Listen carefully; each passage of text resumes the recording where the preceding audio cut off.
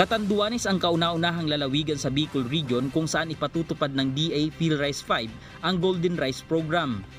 Layunin ng programang ito na maibsan ang mataas na porsyento ng malnutrisyon sa ating bansa. 7 probinsya sa buong Pilipinas ang kasama sa pilot provinces na pagtataniman ng golden rice. Ngayong panahon ng tag-ulan, sisimulan na ng mga piling magsasaka sa mga bayan ng Virac at Viga sa Catanduanes ang pagtatanim ng golden rice. Pabor naman ang ilang magsasaka sa proyektong ito na isulong sa lalawigan gaya ni Romel.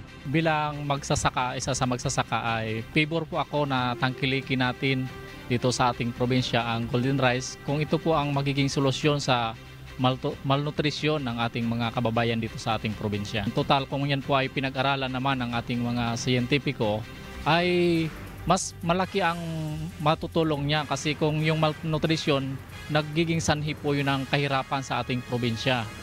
Maging si Marina, isang organic agriculture practitioner, ay wala ring tutol sa isinusulong na Golden Rice Program ng Department of Agriculture. Favor naman tayo dito, though hindi nga siya organic na practice, pero wala namang masamang epekto o wala namang masamang halo. O ang inano lang dito, idinagdag, ay kumuha ng galing sa magagandang mother plants ng rice. Tapos yung beta-carotene ang naidagdag dito. Layunin ng proyektong ito na siguraduhin ang pagkakaroon ng masagana, ligtas at masustansyang bigas para sa mga Pilipino. Bukod sa paglutas sa malnutrisyon, matutulungan din ng proyektong ito ang mga magsasaka na magkaroon ng mataas na kita. 40 kilong binhi ng golden rice ang itatanim sa 1 ektaryang sakahan. Tinatayang 7 toneladang palay ang maaani sa lalawigan ng Catanduanes.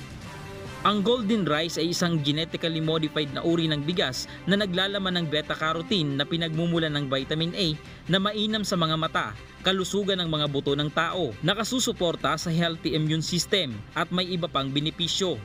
Bagamat isa itong GMO o genetically modified organism, sa kasalukuyan ay wala pang scientific data na nagpapatunay na may anumang masamang epekto sa kalusugan ang golden rice. Binigyang diin din ng DA PhilRice na pumasa ito sa maraming masusing pagsusuri bago aprubahan ang pagpaparami nito. Diyos ang aming sandigan, serbisyo publiko ang aming pinahahalagahan. Mula rito sa Catanduanes, Dan Hersalia, humahataw.